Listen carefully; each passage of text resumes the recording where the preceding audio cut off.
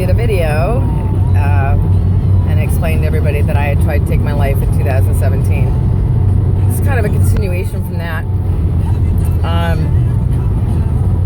Mainly to show how the medical system works when it comes to mental health. I told you that I couldn't talk about my suicide attempt while I still owned my store or my business because it was during a store function. Well, my management was kind enough to send me to counseling. They paid for it. I had 3 sessions. Anyway, when I went in to see her, I had filled out all the paperwork. You know, everybody fills out the paperwork, right? Yeah, filling out the paperwork. Anyway, I answered the questions, and she looked at me when she saw it, and then she saw the sheet, and she goes, and we started talking, and probably about half an hour, not even, she goes, so why are you here? And I'm like, I know, right? Because, you know, I'm filling out this form, and I'm stating that I'm, you know, feeling this and that, which leans me towards depression, and I should be an absolutely lost human being, and yet I seemed very focused and my head screwed on straight, right? Because I'm not down on myself, which depression can make you down on yourself, and I'm not. So I said to her, I said, I have a hole in my heart. There's a hole in my soul. And she says, oh. And I said, yeah. I said, you know, when my son died, I said it took a piece of me away. And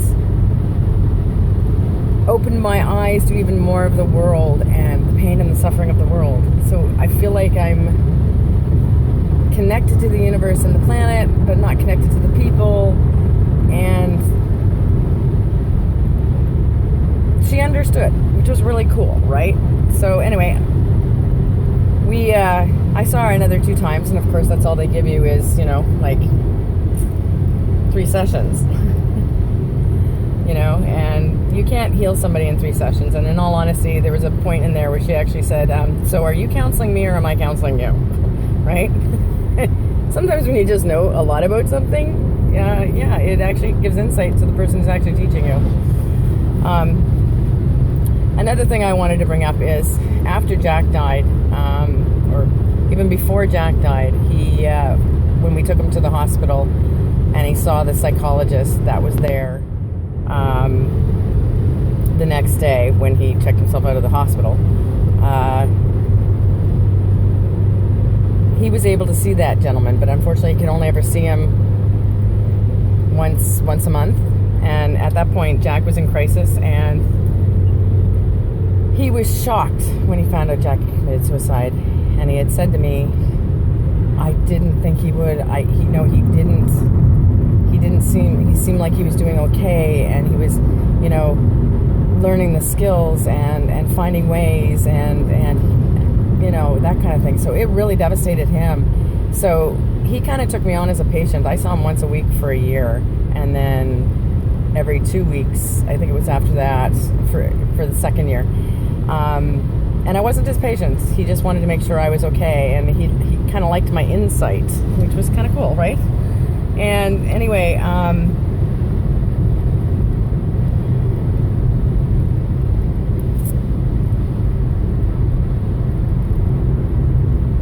love that brain block moment. Totally had one of those. Anyway, when I was sitting down with Jackson's doctor, and I said to him, I said, so what is your specialty? And he said, well, you know, I deal with people with schizophrenia. And I said, really? And I said, did Jack have schizophrenia? He says, oh God, no. He says, no. He says, when I met with your son, he said, I loved the way he thought. I loved who he was. I said to myself, oh my God, this is a young fella who really needs help, and I really want to make sure he gets the help he got.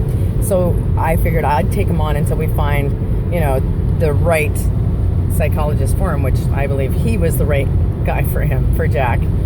And found out Jack had actually seen him back when he was 14. So it's kind of ironic how we came full circle. So what I'm trying to say here is that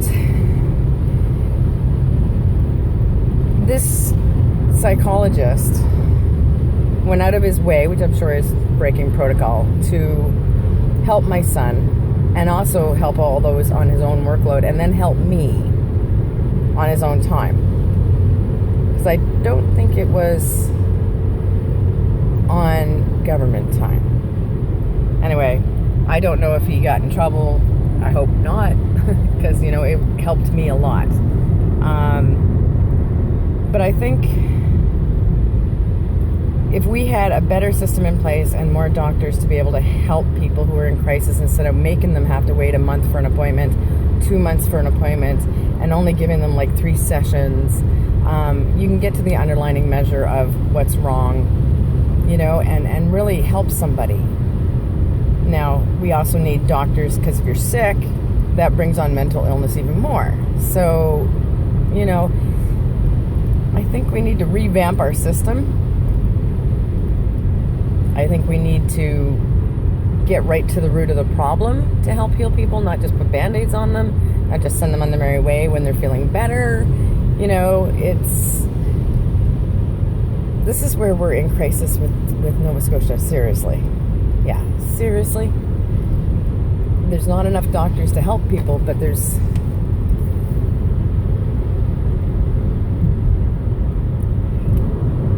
not enough room for those doctors to help them in the way that they need to be helped. Rules, protocols, people afraid of losing their jobs, you know, things like that. That's what you're running into. Even when you check people into the emerge or the psych ward, they don't know what to do because they're not allowed to do what they know what to do. If that makes sense to you, it totally makes sense to me. One of the reasons I never got in working with, you know, the government and being paid for it is because I was afraid that they would not approve my ethics. And unfortunately, people who get into this field of work, which I did back in 1998, that's why I took the course to be a counselor, was because they wanted to help people, because they had the empathy and the experience, and they probably went through some of that shit themselves, and they came through it and they understood it. So even the fact that they understood it instead of just reading about it in a medical textbook, right? So I think it's very important that the government has to put more money into the mental health system, the medical system, and revamp the bureaucratic bullshit, really, and allow people to step out of the rules to be empathetic, to help people. That's what they learn skills for. It's channeling it. It's knowing that the person that came in there knows you're there to help them because you actually do care, and that's important. I don't know how many times throughout Jack's lifetime we went to doctors and we'd come out of the doctor's office and we both look at each other like, yeah, that's a textbook junkie, right? Because, you know, you're sitting there and you know that they're trying to do all the textbook shit. Well, you know what? Well, you didn't hear a word I said. You just wanted me to fill out these forms, and you're basing it all on, you know, not even getting to know me, because unfortunately when you go to see a psychologist or a psychiatrist, you don't always tell them everything because you don't feel comfortable with them, because you know they're not listening. You know? So to be a good listener and to be good at being a psychologist or a psychiatrist or anybody who's a support or a counselor of any kind, you have to actually listen to what the person is saying and read between the bloody lines. Because there are lines. You know, people don't say it all how it is, because a lot of times they don't understand what they're trying to say. And if they're in crisis, oh my God, it gets even more confusing. But if you listen to their story, you'll get to the point. So that's my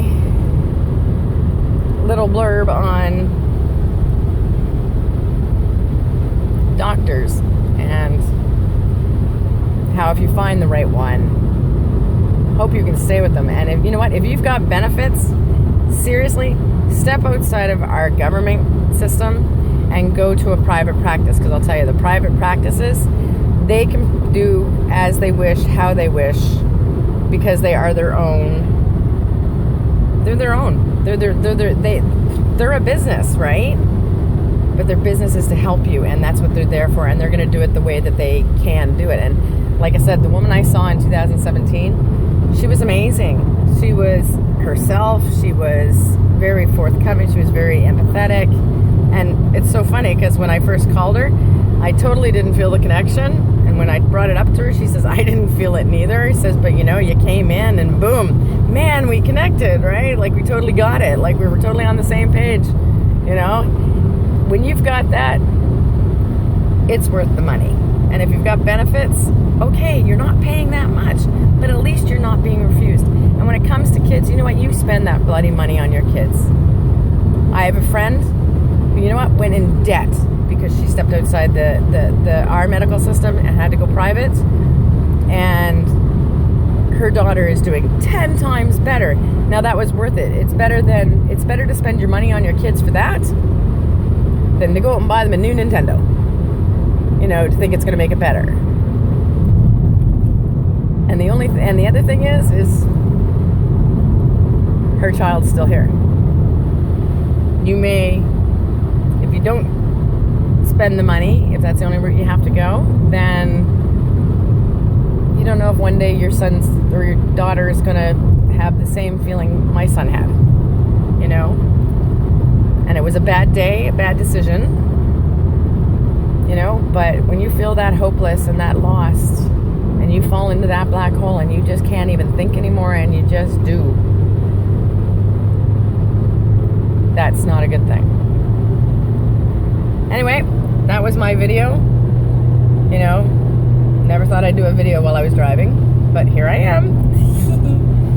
Anyway, I'm heading to a climate summit meeting in Annapolis Royal because, we really need to work on our climate and our environment. And yeah, so that's my message. Hopefully you understood it, and hopefully it can help. And that's Laura Fowler signing off for another journalistic